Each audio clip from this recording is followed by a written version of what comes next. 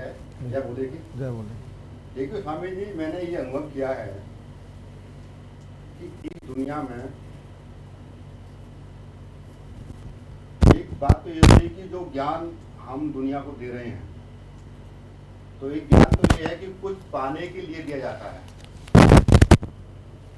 एक ज्ञान है कि कुछ पाकर के दिया जाता है जी मेरी विचार में ये दो बात आ रही है जी कि एक ज्ञान तो वे है जो दुनिया को हम ज्ञान दे रहे हैं, कुछ पाने के लिए दे रहे हैं। जी। एक ज्ञान वे है जो किसी ने पाकर के दिया है। तो संसार में आज तक जो हमने ज्ञान देखा है, जो किताबें में पढ़ा है, वे उन लोगों ने पाने के लिए ज्ञान दिया है। उनको शोहरत मिल जाए, अच्छी जिंदगी मिल जाए, अच्छा वैभव मिल जाए। जैसे कि आज हमारे समाज के अंदर भारत में लगा लीजिए, जैसे कि जो हमारे संत महात्मा हैं, जिनमें प्रमुख में आते हैं जैसे रामपाल है, आसाराम बापू है, राम रहीम है और शंकराचार्य हैं, बहुत हैं। तो जो ये ज्ञान हमको दे रहे हैं, बहुत बढ़िया बोल रहे हो। ज्ञान दे रहे हैं, ये कुछ पाने के लिए दे रहे हैं। जी। ये पाने के लिए क्या है कि सरकार से इनके कॉन्टेक्ट होते हैं। हाँ जी, हाँ जी। और इज्जत मिलती है, जी जी, लोगों का वाह मिलती है, लेकिन इनके अंदर वो ज्ञान नहीं है जो दिया जा सकता है। ये दूसरे का ज्ञान बांट रहे हैं, अपना ज्ञान नहीं बांट रहे। जो अपना ज्ञान बांटता है तो उसे कुछ मिलता है, तब संसार को वह देता है। तो स्वामी जी विद्यानंद सरस्वती जी और साहेब हमारे विद्यानंद सरस्वती, हरिनंद सरस्वती ने जो कुछ पाया है वे इस दुनिया को दे रहे हैं। तो जो पाया है, जो उन्होंने खोज की है, वे धीरे धीरे आगे बढ़ेगी। मैं एक एग्जाम्पल देता हूँ इसमें महाराज जी कि अकबर के दरबार में 9 एक रतन था, तानसेन नाम के व्यक्ति थे। तो तानसेन की संगीत कला बहुत अच्छी थी।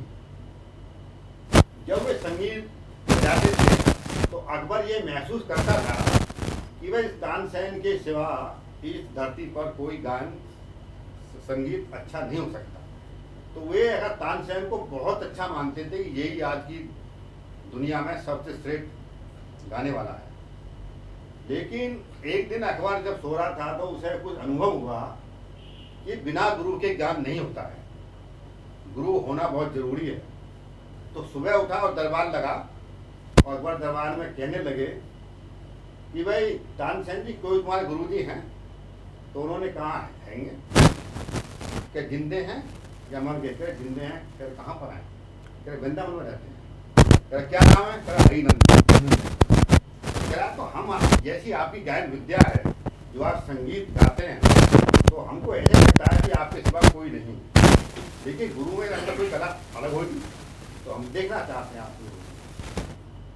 कह कि मेरे गुरु जी को इस तरह नहीं देख सकते, क्योंकि यदि उनको देखना है तो हमें अपना रूप छिपाना पड़ेगा, क्योंकि वे हमारे सामने ज्ञान विद्या नहीं कर सकते, क्योंकि अब राजा अकबर हैं, मैं उनका चेला हूं तो नहीं कर सकते। उनके अंदर ही कोई बात अपने आप जाते हैं कि चलो कोई बात नहीं, भेदल देते हैं। तो एक सम्राट संगीत का इतना शौकीन है कि वह संगीत को सुनने के लिए अपना रूप चेंज कर रहा है, चोरी कर रहा है संगीत एक तरह से।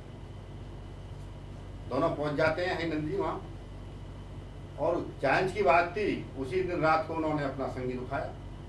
जब उन्होंने हरिनंद जी ने संगीत गाया तो अकबर उनके संगीत को सुनकर के मोहित हो गया। कह रहा भाई, तो उन्होंने एक बात कही तानसेन से, तानसेन एक बात बताओ कि तुम्हारा जो संगीत है वे 2 पैसे का नहीं, तुम्हारे गुरु के आगे। पर एक प्रश्न यह बनता है कि तुम्हारे गायन विद्या में और तुम्हारे गुरु जी की गायन विद्या में जमीन आसमान का अंतर है। बहुत सही बोल। ये मेरे समझ में नहीं आता। इस पर आप क्या कहना चाहते हैं? मैं तो भ्रम में जी रहा था भी तानसेन के सिवा कोई संगीतकार नहीं, लेकिन तुम्हारे गुरु के आगे तुम्हारा तो दो कौड़ी का भी एक संगीत नहीं है, लेकिन इतना जमीन आसमान का अंतर है क्यों? तो तानसेन ने एक बात कही कि मैं तो दरबार में कुछ पाने के लिए गाता हूँ, मुझे धन मिल जाए, शौहरत मिल जाए, इज्जत मिल जाए। लेकिन मेरे गुरु धन दौलत इज्जत पाने के लिए नहीं गाते, वे कुछ पाकर के गाते हैं। वे अंदर से भाव उठता है तब गाते हैं। तब गाते हैं। तो संसार में जितने भी ज्ञान हैं वे सब उदार ज्ञान है। आज मैंने यहाँ महसूस किया कि जो हरिनंद जी के पास ज्ञान है वे अपना ज्ञान है पाकर के वे दुनिया को देना चाहते हैं। इन्हीं शब्दों के साथ में जय भोले की